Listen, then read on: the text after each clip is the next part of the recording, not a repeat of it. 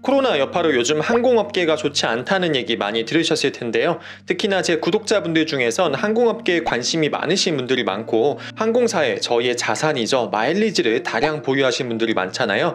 그런 만큼 항공사가 어렵다고 했을 때 그냥 뭐 어려운가 보다라고 넘어가기보다는 정확히 얼마나 어려운지 알고 넘어가시는 게 좋겠죠. 그래서 오늘 시간에 우리나라의 대표적 항공사인 대한항공과 아시아나항공이 현재 어떤 상황이고 얼마나 어려운지에 대해서 짚어보고 넘어가는 시간을 가져보도록 하겠습니다. 안녕하세요. 또 떠나는 남자 또 떠남입니다. 오늘 시간은 대한항공과 아시아나항공 중 대한항공이 현재 어떤 상황인지 또 떠남과 함께 알아보실 텐데요. 대한항공은 지난 3월 국제선 여객이 무려 90%나 감소하였습니다. 우리나라의 항공업의 특성상 국내선의 수요가 많지 않아 대부분 항공사들이 국제선의 매출에 의존하고 있는 경향이 많은데요. 대한항공 같은 경우도 전체 매출의 94%가 국제선을 통해서 발생을 하고 있습니다. 하지만 코로나 사태로 국제선 여객의 수요가 줄면서 19년 말 기준 107개의 노선을 운항하던 대한항공은 현재 고작 14개의 노선만 운항을 하고 있는 상태이고요. 주간 운항 횟수도 기존 900회에서 현재 50회 수준까지 떨어진 상태입니다. 비행기가 운행을 해야 티켓을 팔아 매출을 발생시킬 텐데 비행기 운행을 못하니까 당연히 매출도 감소할 수밖에 없겠죠. 대한항공의 2020년 1분기 국제선 매출은 9천억 원이 예상이 되는데요. 이는 작년 1분기 1조 8천억 원의 절반밖에 되지 못하는 상황입니다. 하지만 본격적으로 코로나 사태의 영향을 받기 시작한 2분기는 더 악화될 예정인데요. 시장에서는 대한항공이 2분기 국제선 매출이 4,200억 원, 영업손실 3천억 원을 기록할 것으로 예상하고 있습니다. 하지만 월급이 나오지 않아도 공과금은 계속 매달 빠져나가듯이 항공사도 실제 운항을 하지 않고 매출이 발생하지 않는다고 해도 고정적으로 발생하는 비용이 있습니다. 항공기 리스 비용, 그리고 인건비, 기타 차입금 등에 대한 이자 비용 등이 있는데요. 먼저 항공기 리스 비용에 대해서 말씀을 드리면요. 많은 분들이 항공사들이 직접 항공기를 구입해서 운영을 한다고 생각하실 수도 있지만 우리가 차를 살 때 할부로 구입하듯이 많은 항공사들도 이 리스 방법을 통해서 항공기를 운영하고 있습니다. 대한항공의 경우 2018년 6월 말 기준 약 34%의 항공기만을 직접 소유하고 있고 나머지 60%가 넘는 항공기는 리스 방법을 통해서 운영을 하고 있었는데요. 그러니 어쩔 수 없이 매달 이 리스에 대한 비용이 발생할 수밖에 없고 이 외에 항공기를 공항에 주기하는 주기비용, 정비비용 같이 항공기를 운항하지 않아도 고정적으로 발생하는 비용이 있습니다. 뿐만 아니고 아시아나항공에 비해서 1만 명이나 많은 임직원에 대한 인건비, 그리고 경영을 하기 위해서 조달한 자금의 차입금에 대한 이자 비용 등 업계에서는 대한항공의 한 달 고정 비용을 4천에서 6천억 원으로 보고 있는데요. 반면 대한항공이 보유하고 있는 현금의 경우 2019년 말 기준 8,163억 원 수준입니다. 결국 현재의 상황은 월급은 끊겼고 가진 돈은 8,163억 원밖에 없는데 매달 생활비로 고정비로 4천에서 6천억 원이 발생한다는 얘기겠죠. 즉 이런 계산이면은 채 2달을 대한항공은 버티기 힘든 상황입니다. 들어올 돈은 없고 나갈 돈은 많다. 그럼 어떻게 해야 될까요? 당연히 빚을 져야겠죠. 조금 더 우아하게 표현하면은 기업 운영에 필요한 자금을 조달한다고 표현할 수 있는데요. 대한항공도 이와 같은 상황에서 버티기를 하기 위해서 자금을 조달해서 운영하고 있습니다. 대한항공이 자금을 조달하는 방법으로는 크게 3가지가 있는데요. 회사채 발행, ABS 발행, 영구채 발행 등이 있습니다. 우리가 돈이 없으면 뭐 주택담보로 대출받고 마이너스 통장 쓰고 카드 쓰는 것과 마찬가지로 사실 그 모든 것들이 다 빚이잖아요. 제가 앞서 말씀드린 대한항공에서 자금을 조달하는 3가지 방법도 조금씩의 차이는 있지만 결론적으로 다 똑같은 빚이라고 생각을 하시면 이해가 빠를 것 같습니다. 각 항목별로 조금 자세히 말씀을 드리면요. 회사채 발행은 신용담보대출이라고 생각을 하시면 됩니다. 저희도 개인이 가지고 있는 신용 등급에 맞춰서 신용담보대출을 받을 수가 있잖아요. 그것과 마찬가지로 신용평가회사에서 대한항공의 신용도를 평가하게 되고 그 평가한 신용도를 바탕으로 돈을 빌려오는 것이 바로 회사채 발행이라고 보시면 됩니다. 실제 대한항공은 지난 2월달 약 1,600억 원의 회사채 발행에 성공하였는데요. 하지만 코로나 사태로 인해서 전반적인 산업이 다 경기가 좋지 않고 또 회사채 시장도 경직되고 있는 상황입니다. 그러니까 대한항공도 더 이상은 회사채 발행이 어려운 상황이고요. 실제 신용평가회사에서 대한항공의 회사채 신용 등급을 BBB 플러스에서 하향 검토 대상에 올려놓은 상황입니다. 그래서 대한항공이 쓰는 또 다른 자금 조달 방법이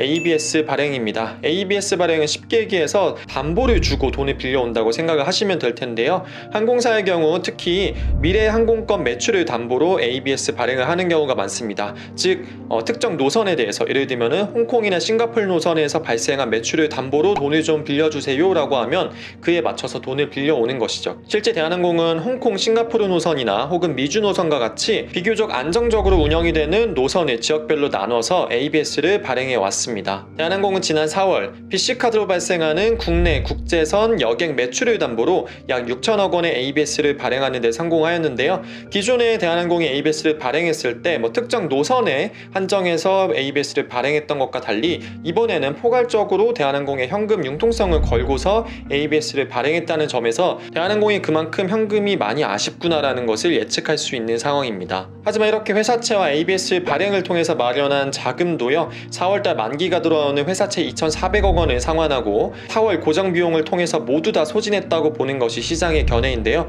즉 돈이 없어서 여기저기 꼬았는데 갚아야 될 돈 갚고 생활비 했더니 남는 돈이 없다라고 이해하시면 쉬울 것 같습니다. 하지만 6월에는 또 다른 3,600억 원 규모의 ABS 상환 만기가 도래하는 등 총 6천억 원 규모의 자금이 빚을 갚는 데 필요한 상황입니다. 거기에다가 아까 말씀드린 ABS의 경우는 미래 항공권 매출을 담보로 하는 채권이다 보니까 특약이 걸려있는 경우가 많은데요. 특히 2016년 싱가포르, 홍콩 노선을 담보로 발행한 ABS의 경우 3개월 평균 좌석 점유율이 70% 이하가 되면은 채권자가 조기 상환을 요구할 수 있다. 즉 돈을 갚을 때가 되지 않아도 돈 빌려준 사람이 돈을 먼저 달라고 얘기할 수 있는 권리가 생긴다라고 이해하시면 될 것 같은데요. 현재 코로나 사태 때문에 홍콩, 싱가포르, 미주 노선의 운항이 정상적이지 않은 관계로 당장에 조기 상환을 요구할 수 있는 상황인 거죠. 해당 ABS를 조기 상환해야 하는 경우 대한항공은 ABS발 디폴트 상태에 빠질 수 있는 상황이기도 했는데요. 다행히 해당 조기 상환을 요구할 수 있는 권리를 가진 신한은행이 9월 말일까지는 해당 권한을 행사하지 않는 걸로 유예함으로써 급한 불은 끈 상황입니다. 결국 갚을 돈 많고 현금이 부족한 대한항공은 현재 현금이 정말 마르고 있는 상황이고요. 그리고 더 이상 여객 매출이 발생하지 않는 한 추가로 ABS 발행도 어렵기 때문에 굉장히 자금을 조달할 수 있는 방법이 제한적인 상황입니다. 그래서 대한항공이 선택한 방법이 바로 유상증자인데요. 유상증자는 즉 주식을 더 찍어낸다는 얘기입니다. 정부에서 돈이 더 필요하면 돈을 더 찍어낼 수가 있겠죠. 마찬가지로 주식회사도 자금을 조달하기 위한 방법으로 주식을 더 찍어낼 수가 있는데요. 하지만 그 주식을 돈을 내고 인수할 사람이 필요하겠죠. 대한항공은 1조 원 규모의 유상증자를 할 계획이고요. 해당 유상증자를 통해 대한항공의 모기업이자 대주주인 한진칼은 무려 3천억 원 규모의 자금을 대한항공에 투입할 것으로 예상되는 상황입니다. 이외에 대한항공은 서울의 종로 금싸라기 땅의 송현동 부지를 매각을 추진하고요. 이외에 다양한 방법을 통해서 현금을 만들려고 하고 있지만 이와 같은 코로나 사태가 장기화된다면 사실상 언제까지나 대한항공이 버틸 수 있는 상황은 아니죠. 그래서 고개를 드는 얘기가 정부의 항공업 지원에 대한 얘기입니다. 사실 항공업이 국가의 기간 산업이라는 특징이 있기 때문에 정부가 지원을 하거나 정부의 개입이 들어가는 경우가 많은데요. 실제 코로나 사태로 인해서 미국은 총 74조 원 규모의 자금을 항공업계에 투입할 예정이고요. 독일의 경우도 국적기인 루프트한자에 무한 금융 지원을 약속했고 세금도 납부를 유예시켜 놓은 상태입니다. 프랑스와 싱가포르도 각각 국적기인 에어프랑스와 싱가포르 항공에 어마어마한 금융 지원을 할 예정입니다. 우리나라도 지난 4월 24일 한국수출입은행과 산업은행이 항공사 지원 방안 간담회를 개최해서 대한항공에 총 1조 2천억 원을 긴급 수혈하기로 결정하였는데요. 하지만 일각에서는 사기업인 대한항공을 정부에서 그렇게 지원해주는 게 맞느냐라고 비판적으로 보는 견해도 있습니다. 실제 미국 재무부는 74조 원 규모의 금액을 항공산업에 지원하면서도요, 지원 금액의 일부분만 지원이고 나머지에 대해서는 저금리, 대출로 나중에 상환해야 된다고 분명히 밝혔고요. 또한 대출금 부분의 10%에 대해서는 나중에 정부가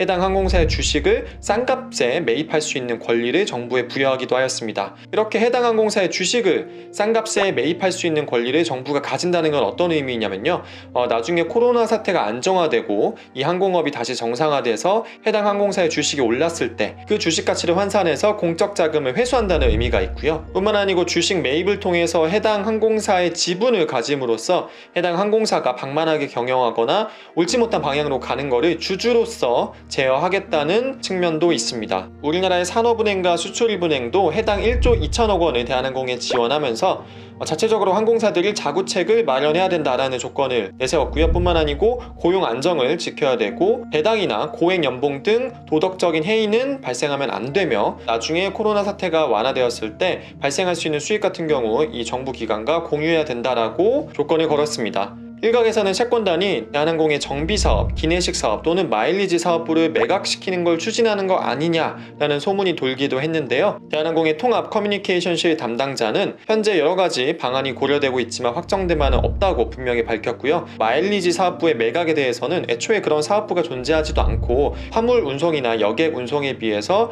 매출이 발생하는 게 적기 때문에 마일리지 사업부의 매각은 전혀 소문이고 근거가 없는 얘기다라고 일축하기도 하였습니다. 어쨌든 오늘 시간은 코로나 사태로 인해서 대한항공이 현재 처한 상황에 대해서 말씀을 드렸고요. 사실 코로나 사태가 장기화된다면 전 세계 어떤 항공사도 앞날을 장담할 수 없는 상황입니다. 미우나 고우나 대한항공, 우리나라의 대표적인 항공사이니만큼 이 어려운 시기 잘 극복해 줬으면 하는 바람입니다. 오늘 영상이 도움이 되셨다면 구독과 좋아요 부탁드리겠고요. 다음 시간에는 현대산업개발이 과연 아시아나항공 인수를 하는 거냐 마는 거냐와 관련된 아시아나항공이 처한 현재의 어려움에 대해서 말씀을 드리도록 하겠습니다. 저는 지금까지 또 떠나는 남자 또떠남이었습니다. 감사합니다.